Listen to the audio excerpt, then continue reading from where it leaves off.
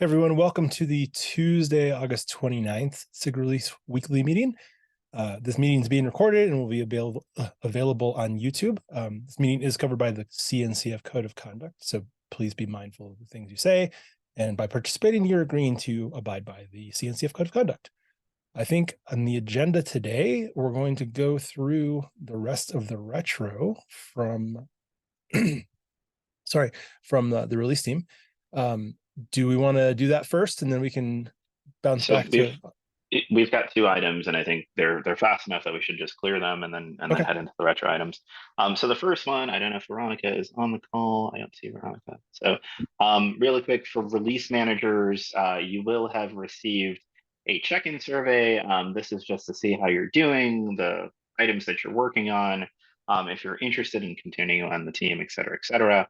I don't think we have set a due date for that survey to be closed, but we will, and we'll shoot a note out to the release managers to that effect. So stay tuned for that. Marco, do you want to talk to your item? Yeah, so very quickly from my side as well, I am planning to hold a meeting next week about Open Build Service and our new packages infrastructure. There's a doodle for time that we should meet. Please, for SIG release leads and release managers, please fill it so that I can know by the end of this week what time works for you all and that I can schedule the meeting. Cool. I added one more. Related to the packages stuff, we are going to accelerate our deprecation of the Google managed repositories for debs and RPMs. So be on the lookout for some communications around that. We're trying to finalize when we're going to do this, but it's going to be September or October when we stop doing packages to the Google owned infrastructure. So we're going to send a lot of comms out. You'll see a wave of those things rolling out pretty quickly once we get some confirmation.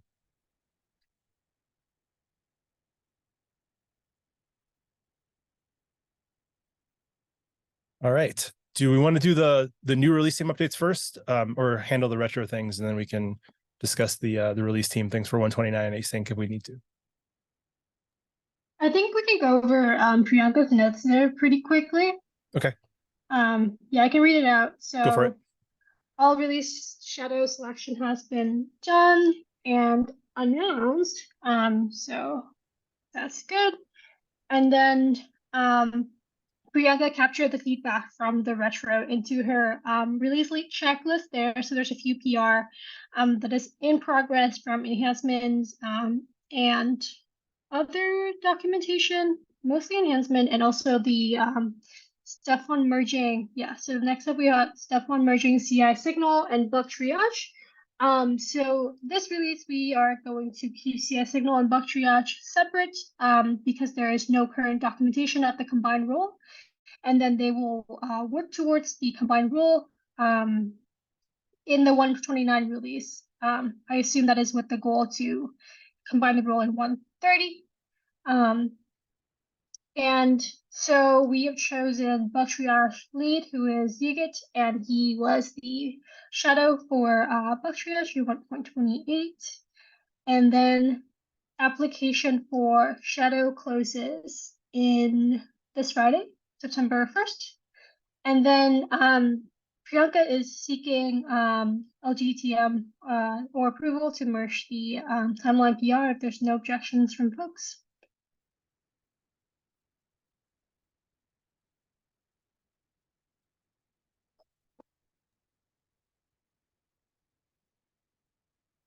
All right, thank you so much. Do you want to kick it off and hand over to the retro pieces now? Yep. Let me copy the shadow survey for Mickey. Okay, there we go. Okay. So the first retro item I think is going to be the meaty one is what happens if the shadow is unresponsive? Because I think at this point it's almost expected that 1 to 2 shadows per subteam is going to be unresponsive, and I don't think the lead is well equipped in that scenario. So we can pull in release lead shadows to help and pull in previous leads to help, but there's not a forward pathway for us to address folks who are just completely unresponsive. Jeremy first. Yeah, so I think we have done this in the past. I don't think we have a documented process for it, but we have dropped people from the release team when they were not responsive, and then we had other folks kind of fill in, come in, pick up the burden if needed. So it's definitely something we have done, and I think it's something we should do. I think participating in the release team requires you to be involved, and it's not a thing for you to just sign up and do a thing and expect that you're going to get access to all the things later on. And it's like a pathway for it. It's doing work, right? Like you are participating in helping the release be successful. And if you're not participating, we should remove you from the team. That's my impression. And it's what we did in the past. I can go back and try to find when we did this if you want. Cool. Stephen? Yeah, I think it's also, it's a bit of a signaling to folks that like one, it's a resume builder. Like, let's be real. This is a team that is not easy to get into. There are hundreds of applications. I think there are several people on this call who have worked on the initial, Josh, I'm looking at you. I think you've done some initial work on the release team applications and the announcements of them. There are a lot of people on this call that have had to deal with like recruiting, interviewing, and getting people the appropriate privileges for this team. It is work to onboard and offboard. It is work to be on the team. It is work to stay on the team and continue moving up the roles. And it is not fair to people who are actually doing the work to be recognized in the same venue that as people who are not doing the work. I want to call out for this item that I don't think that should just be documentation and discussion around shadow unresponsiveness. Leads should be looked at the same way. So I will put my hand down if it's not already down and let people talk about that too. Okay, thank you, Stephen. Natalie, you have your hand up? Yeah, thanks everyone. And thanks, Stephen, for the segue, because I was about to mention the leads topic too. So as a SIG co-chair who's recently had a lead unresponsive in a release, obviously super frustrating and hard to do. And so I guess what I want to kind of bias towards what could be a solution for this. I would love, as an idea, if we could discuss it, if it doesn't exist already, is there a stack rank of shadows who can step in for a lead that isn't responsive so that we can still work on, working on the release things that need to happen? I want to call out Kat. Big thanks to you for this recent release that I believe that kind of happened this time until that lead was available for docs. But that is a suggestion I have as something that maybe could happen where a lead shadow gets ideas around or training around needing to step in if, for example, a lead does need to be away from the release for a certain period of time or something like that. I'm not sure if that happens already, but wanted to put that out there as a suggestion. Oh, lots of hands up. I will say, Natalie, usually in the release team, we have 2 folks who are returning to the team and 2 new shadows. So there's definitely people who can step up for that. Kat, you've had your hand up for a bit. Yes, thank you. And thank you, Natalie. Yeah, that is in fact what happened, unfortunately. But so there is a GitHub issue open for this, which I will grab and link because I've been crowing about this for the last like 3 releases or so. But it is true that like unofficially there is a way to remove an inactive shadow or potentially an inactive lead. It's just that it isn't documented anywhere, and because there's no handover from subteam lead to subteam lead, the incoming subteam lead, if they've never led a subteam before, don't know that there is this undocumented process for removing an inactive shadow. And I think this is contributing to some release team member burnout, because the result is always that the subteam lead takes up the slack for the missing shadows, and it kind of just, or you have the situation I ended up in, which is where I picked up the slack for a missing lead, and it kind of gets messier than it should be. But like the larger this project gets, the more important I think it is that we address this in writing, and also make it clear to shadows and leads that if they get overwhelmed, they can step down without penalty, right? Like that part should be documented really thoroughly as well, I think. But if we can figure out like what the actual parameters are for deciding that somebody is unresponsive enough to be removed against their will, I'm happy to open a PR, but we got to decide what the actual rules are. Okay, so Kat, I linked the PR that you mentioned there. Leo actually addressed it. I don't think it's to the extent that we want it to be addressed, but it has been closed. I do want to shift it to more of like, we agree that we want to remove shadow. So I want to shift a little into like, what is the parameters of that looks like and when will we remove shadow from the process? Just keep that in mind. Josh, you have your hand up. Yeah, I want to do since Stephen called me out, the when we started this program. So when we started the shadow program, it was pretty normal for shadows to drop out. One of the reasons why somebody would try things out as a shadow was they thought they could manage the time commitment, but they weren't sure. And that was actually why originally there was only one shadow per lead. And we moved to 2 shadows per lead specifically because we were getting about 50% dropouts. And we were expecting 50% dropouts. Like that was a conversation we had when shadows were recruited, right? To actually specifically tell the shadows, hey, if you don't think you can do this anymore, then tell me, and we'll take you off of the program, and no hard feelings. And of course, if you drop out without notice, then you just take them off. And at least 110 through 114, that was pretty much just up to the discretion of the individual section lead, although they usually consulted whoever was the release team lead at the time.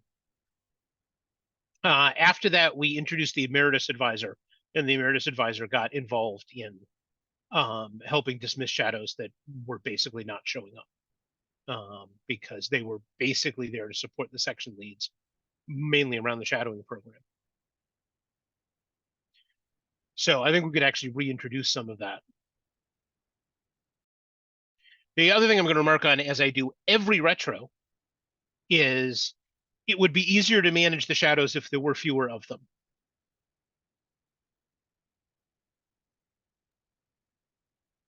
Okay, thank you, Josh. I think the 50% rate is harder for us now because of the size of number of enhancement that we get.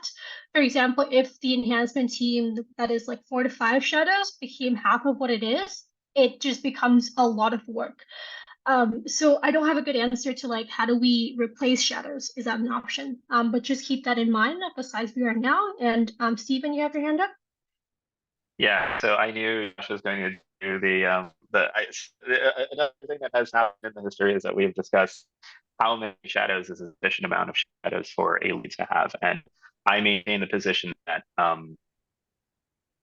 you should have as many as you think you can manage reasonably and be effective to do the work. There have been limits proposed in the past. I think the hard limit is maybe 4 to 5, right? And even that's not a hard limit, but I think it's discussed how many is the right number, and that is not necessarily in question. I just want to call out, Josh, you left a note about the not at all accurate. I think what people are specifically talking about is the documentation for how to do the thing has not existed. That is true. Right. Now, the comment I was responding to said we've yeah. never done this before. You're right that there actually is not documentation removing shadows, and there ought to be. Yeah. So we need to get more documentation that's sufficient. Kat, I would suggest, since you've been pretty invested in this, to take a look at the PR that was put up by Leo and see if that's sufficient. And maybe if you want to carry the ball forward, grabbing the next iteration of it. I do feel that might have, I think we've been talking about like backups and how do we find a backup and like what's the graceful degradation mode for the release team should we have multiple losses of shadows, right? And that's a little hard to answer, only because I think people have been proposing and there's even a cap for it that was closed, stable roster for the release team, right? And so much of what goes into a stable roster is the presumption that there is stability in the system, and that's just not true, right? Things change for people throughout the cycle, even like not just cycle to cycle, but throughout the cycle itself, right? So calling on, I think, people who are available to do the work and being able to have heuristics about if a person would be able to do the work is a reasonable venture, but explicitly having a named roster, I don't think is going to work, because ultimately it will still come down to who is available and isn't available to do the work, and whether or not they're burnt out at the time. I think that's a thing that we've had to wrestle with for multiple cycles now. Okay, Mickey? Yeah, that segues into what I wanted to talk about as well, which is the backfill process. I think having like a warm pool of folks who have been existing shadows in the past, even if they're not necessarily like, if we just have a group of people we can reach out to and ask about their time availability, that might be something we can start with. Because what I worry about is if we were to do something like stack rank that other folks that weren't selected for the release team in the first place, that means we might have to spend a lot of time onboarding folks very late into the process, which means we're kind of redoing everything that we already did earlier in the release for the first batch of shadows. So I know that stable roster is a bit of a challenge, but I would still advocate for trying to figure out having some sort of warm pool of backups to step up. Just because slotting folks in towards the end of a release when it's been identified that somebody can't do the work any longer can be a bit of a challenge. It may end up being more work than it's actually worth. Mickey, do you think the returning shadows can step up for the lead role, and then the warm pool you're talking about is to fill in for the shadows? Yeah, that's what I was saying. So I think that the approach that Natalie suggested with the lead having some sort of like stack ranked shadow is mostly appropriate. I think especially if we have returning shadows, they can generally step up and do the work of the lead. I was mainly focusing on the folks who are maybe replacing like newer shadows and not the lead themselves. Okay, Jeremy? So on the topic of backfills, we've had to backfill in a few different ways before. We've had to backfill for no release leads that are carrying over. So like nobody wanted to do the job for the next cycle. We don't have a hot list of folks, but we technically do, because we have the list of everybody that's done the job in the past, and we can go back through them and ping them to say, do you have availability to come back and help us? And that's what we've done. So Karen Chu came back to do comms in one release. She hadn't been around for several releases, but she was capable of coming back and doing that. We didn't have an emeritus advisor person that was around, so we were able to go back through release lead shadows and have one of them step up. In the previous instances where we did have to drop shadows, at least in my experience when we've done this, we did just pick people from the list of people that had applied, because it had happened fairly early on in those scenarios. Generally, we we would pick just backfill from there.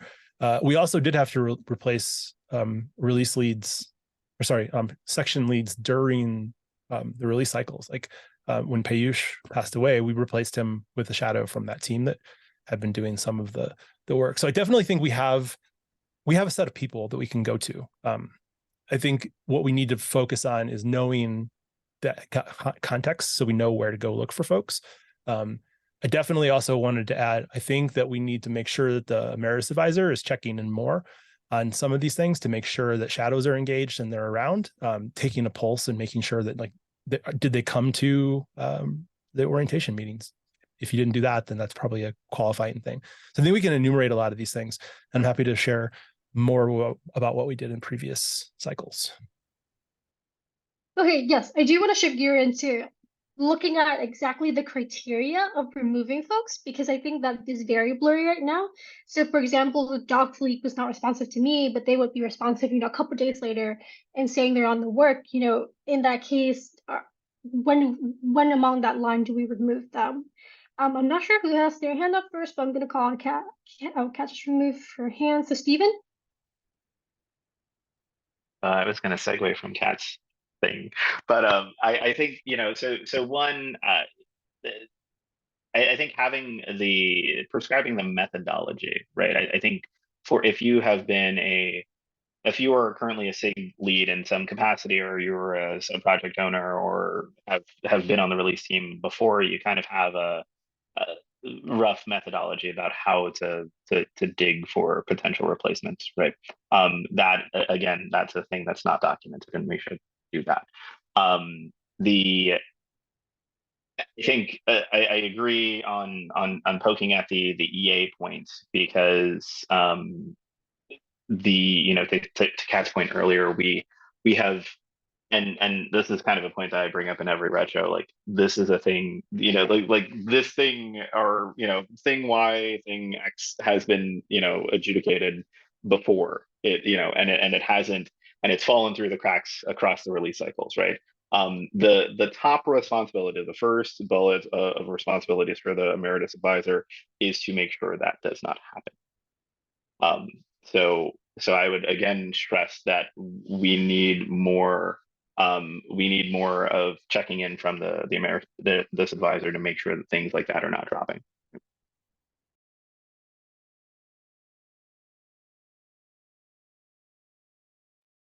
Okay, thank you for that, Natalie.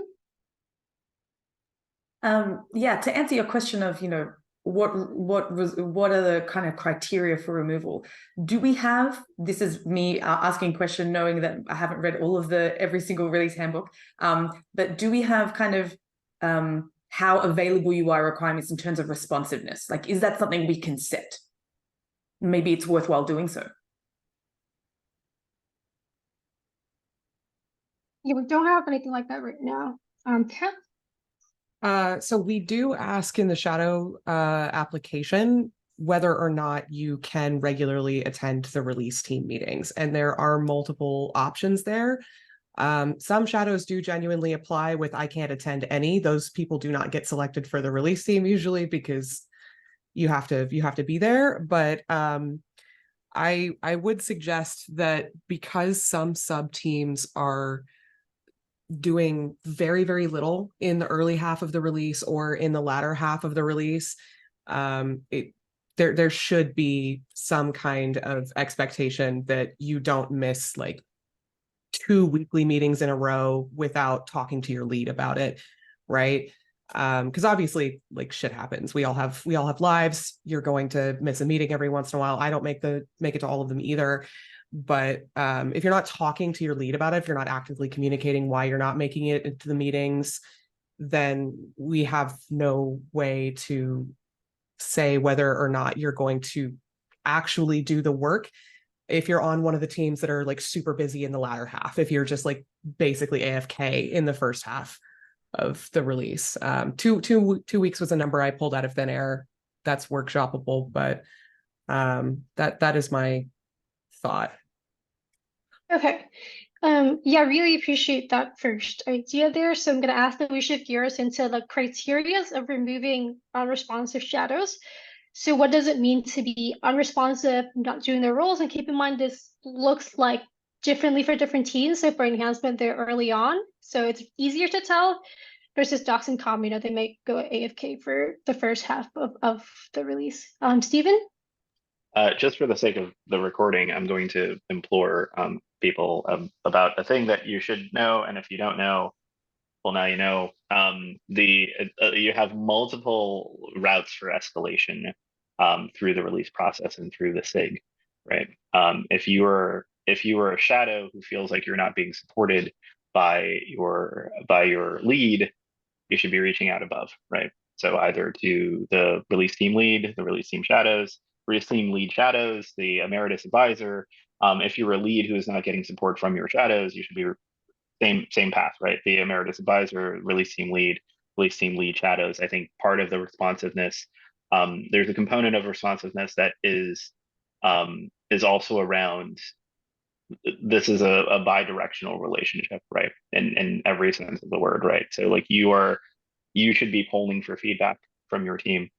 You should be polling for feedback from your leads, right? So that means leads working with leads working with the lead, release team lead shadows, working with the release team lead themselves, working with the emeritus advisors, right? If the communication is not happening, that is also an issue.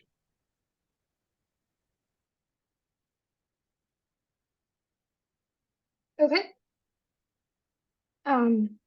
I think, Natalie, one of the points you brought up is how does SIG flag to the lead that the role lead is not responsive.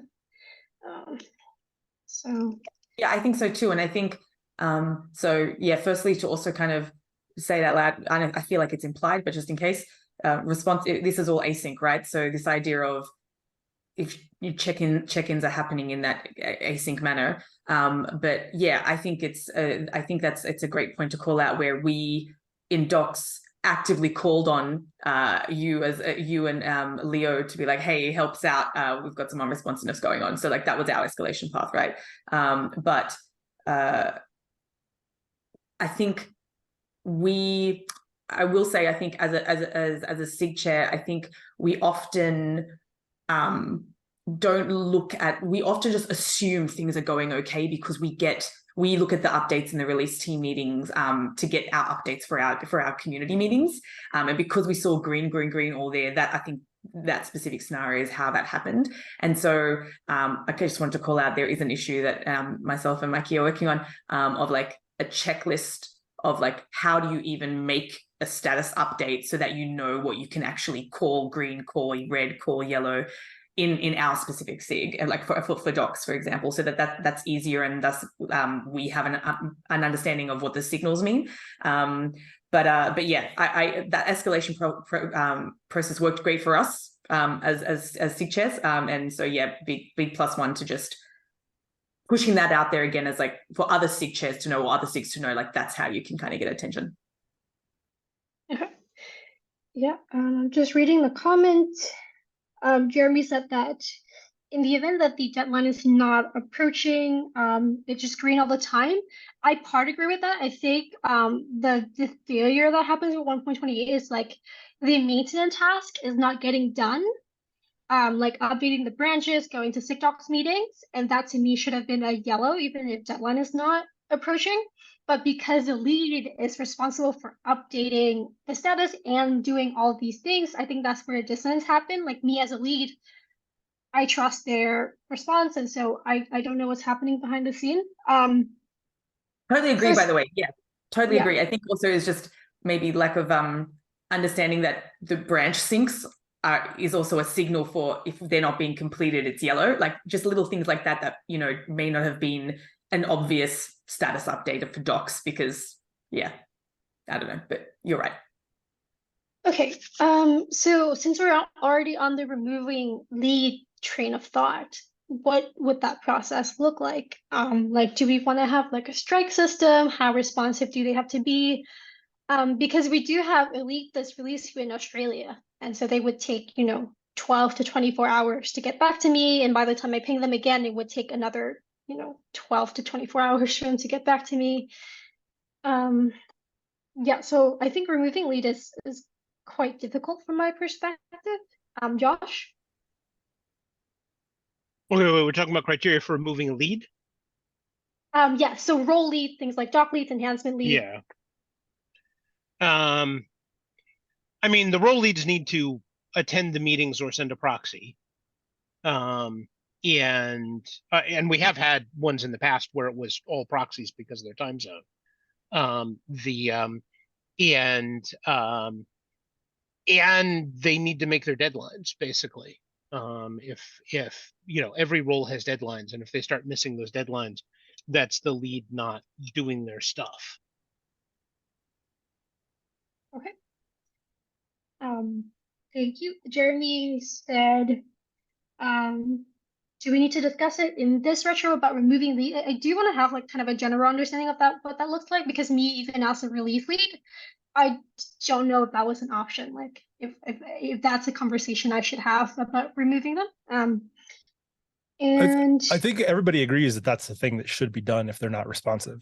I think arguing about the specifics, like what are the 5 things that have to happen to remove them in this, is not a super good use of time. That was just my suggestion. Like, I think we should totally hash that out. I think we definitely largely agree that there should be a process for removing leads that are unresponsive.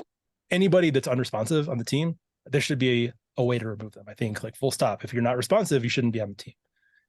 Okay. And Steven, you're here, Hannah? Yeah, so I again, to kind of key off of Jeremy, I don't think we're going to solve that in this meeting, and we've got a bunch of items to go through. I think if an issue does not exist, we should create one and talk through what the criteria needs to be. It's definitely we need to figure out what the escalation paths are, timeout, et cetera, et cetera. What's the process for removal and replacement? But I don't think we're going to solve it in the next 10 minutes. Okay. All right. That sounds good to me. I have a PR open for these two things, but I think I'm going to open an issue so we can have a conversation about it. Is there anything anyone would like to bring up about the process or escalation of removing shadows or lead before we move on to the next item? Okay. Initial kickoff, release, lead team, and SIG leads. Yeah, I think that's a good idea. Do you propose like a separate? It would be hard to get SIG leads to a separate meeting. Or we can ask the release team leads to show up to this chair and leads meeting. Yeah. I mean, like, just to Okay. sync like between SIG release leads and the release team leads, just to make sure that we convey the same things, even if they're like, it's okay to remove people, it's okay to reach out, it's okay to do XYZ. We used to actually go to all of, like, enhancements at least used to go to all of those SIGs, and it is definitely hard to make sure we hit all those meetings because there are so many of them. Okay, I'm gonna move on to the next item. Priyanka mentioned that it is now possible to make a copy of the GitHub beta project. I'm not sure what that is in relation to. I'm just gonna make a note there. Priyanka checks back to this. And then I think these are action items that was captured in the previous meeting or that we didn't exactly address. So comms and docs lead need to attend SIG docs meeting. It's already in the docs handbook. I'm not sure if in the comms handbook. And then I think Priyanka also have this in her checklist that I will copy and paste the link to regarding creating a different templates for SIG docs and release team meetings for comms and docs team. And then one item that Leo and I talked about is instead of going to, at the end of every release team meeting, we would go to the project board on GitHub and see what we could do. We don't really do that anymore, and it's kind of out of date. Instead, I propose we look at the upcoming deadlines to make sure that we're all synced on the next deadline. And yeah, Leo's next point is to have a release team sync between leads, and I think Jeremy, that's what you mentioned there. Yeah, we also have two other points. First is release team lead handover, make it more a thing. Currently it's informal. And then I'm just going to jump in before we get too far down, because if these points are open for discussion, we should discuss them a little bit for the so for comms and docs lead attendance to SIG docs meetings being mandatory. Natalie and I don't know if there are any, there's SIG docs chairs, Ray, yes, maybe big lead peoples. I think that's also bi-directional. Like, if you're not seeing these people show up, like, we announce to you who these people will be. If you're not seeing them show up at your meetings, like, please let us know as well. And for the release release timeline at the end of the meeting, I believe in meetings that have agendas. I believe in meetings that kind of like are moving towards some deliverable or some set of deliverables. If, like, the meeting should be structured around the deliverables that are coming up, right? The deliverable at the end of the gate is we have a release to publish, to announce, to discuss. Every meeting should be in service of that, right? So the meetings should be structured around what are the upcoming deliverables. right? Not just the status checks, but also what those status checks mean with respect to how all of those roles work together, right? So I'm agreeing that like the release timeline should be reviewed. I don't think it should be at the end of the meeting. I think that the meeting should be reviewing the release timeline and making sure that people are executing on those things.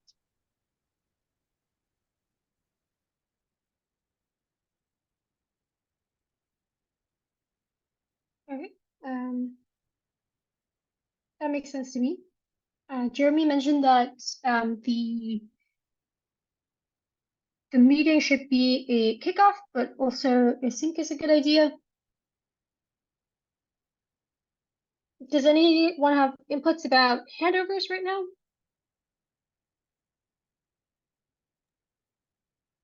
I think handovers are a great idea. Oh, sorry, Natalie, go ahead. No, please. I mean, we're going to say the same thing after you. Yeah, I think that that's a great idea. I would say from past releases, there hasn't been enough continuity between the previous lead and the current lead. I think it's also a challenge when the current lead maybe doesn't know to ask for help or doesn't know what they don't know. And I think it'd be nice to have an opportunity to coordinate with them more directly rather than just async over Slack.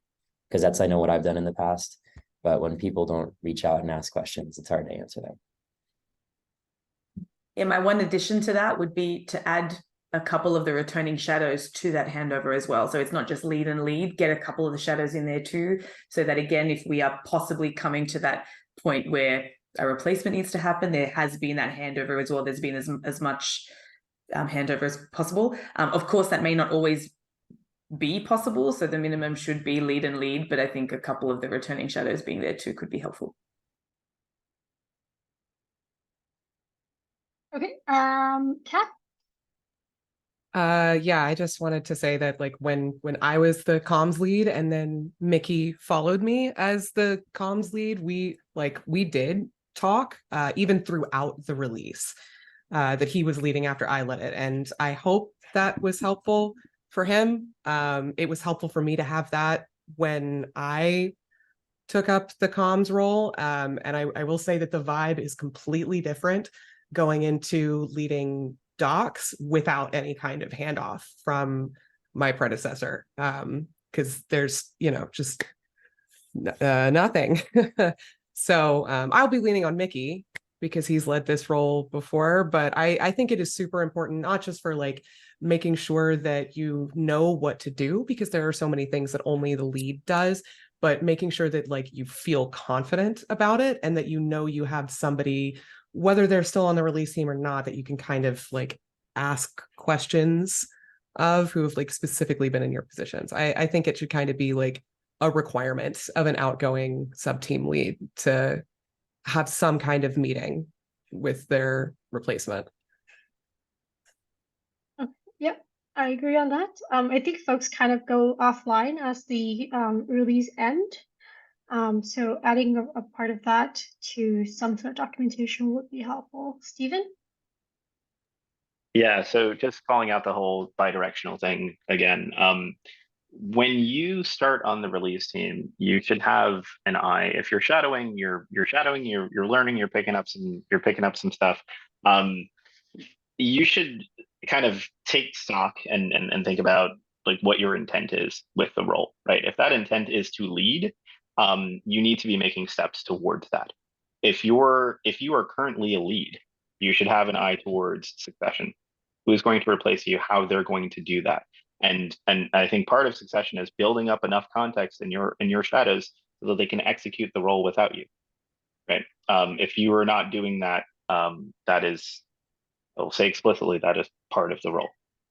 Shadows, you should be extending yourself up and around the responsibilities of the lead as far as you can.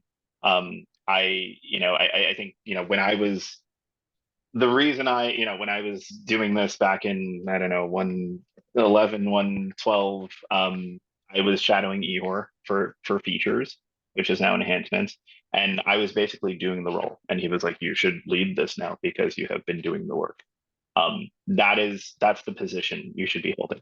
You were doing the work. Act as if you hold the role. right, as a shadow. Okay.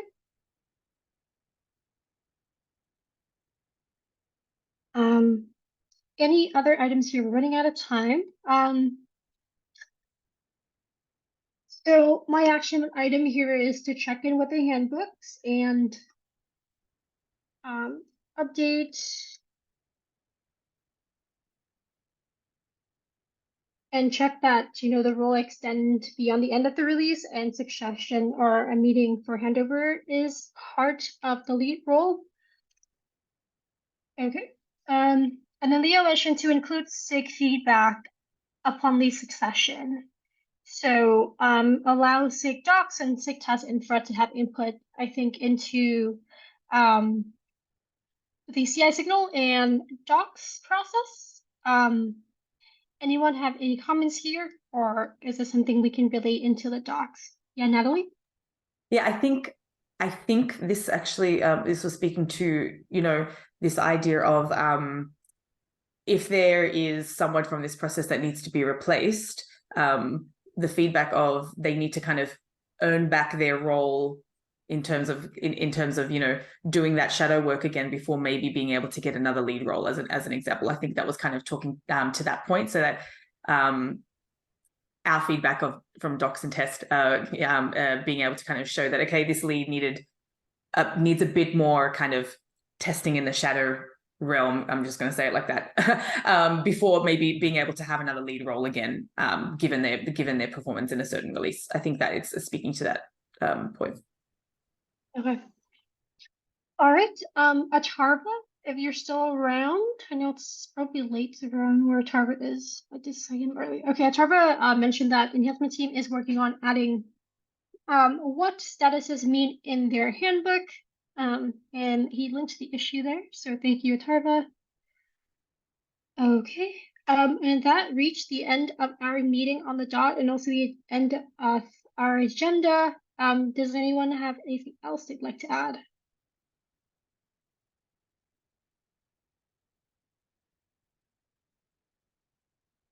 Okay, if not, Jeremy, I'm gonna hand it back over to you. Thanks. I think we've gone through the topics that we had on the agenda. Does anybody have anything else they'd like to discuss, bring up before we drop off? I think we might be at time.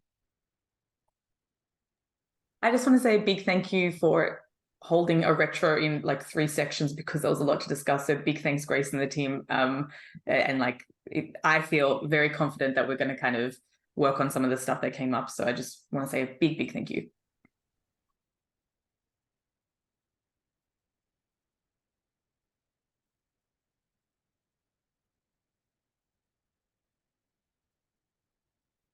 Thanks everybody for sticking around. I agree. Multiple retros has been really useful in the past too. It's hard to get everything in any single meeting. There's always things to talk about. Yeah, this has been great. All right. I'll reiterate what Stephen said earlier. Everybody should feel totally open to come talk to us, talk to anybody kind of in the hierarchy of things within the release team, and SIG. If you run into any problems or you have any concerns or questions, we're all around to answer and to talk about things. So just wanted to echo that point one more time. Echo. Echo. I think I have a button on my thing that'll do that too. I should figure out how to use it. Thanks, Josh, for coming and giving us context about times long ago too. Yeah, I mean, we don't always want to go back in time, but sometimes it's worth looking at, hey, when we originally created the system, this was the goal. And are problems being caused by getting away from that goal, or are they being caused by something else? I have a little sticker hanging on my my monitor arm from 112, like way back when, from Tim Pepper thanking me for shadowing something. And Yeah, I was trying to think about how long ago that was, and it's so long ago. yeah.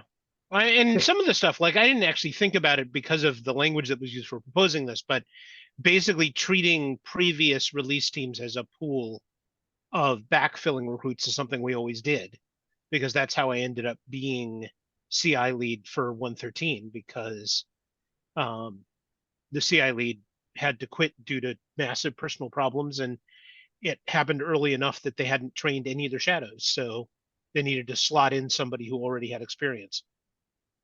I mean, like it's that, or like you just reach out to anybody who's been a shadow for that team in the last year, in the last like 4 or 6 releases, whatever.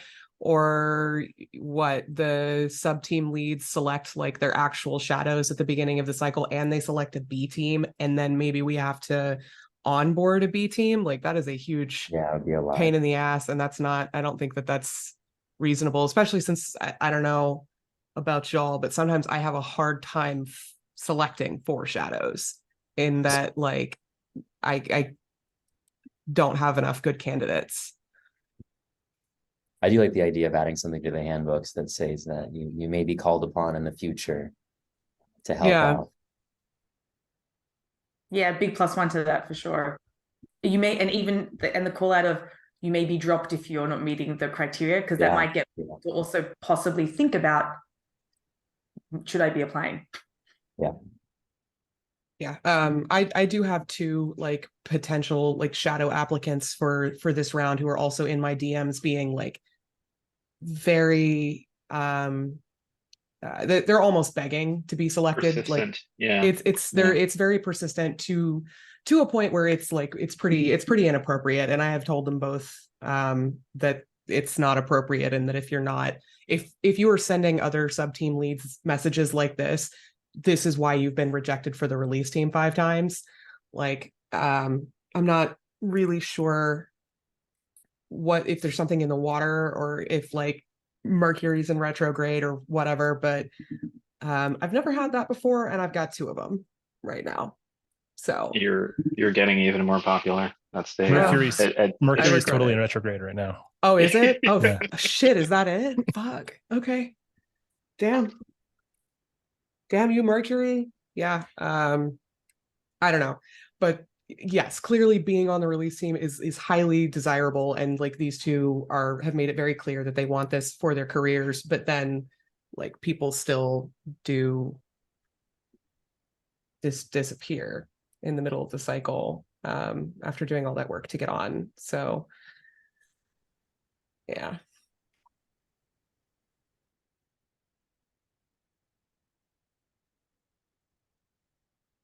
All right. Well, if anybody has anything else, feel free to drop it in.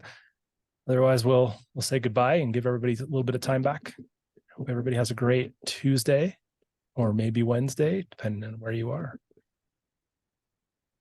Take it easy, everyone. Bye.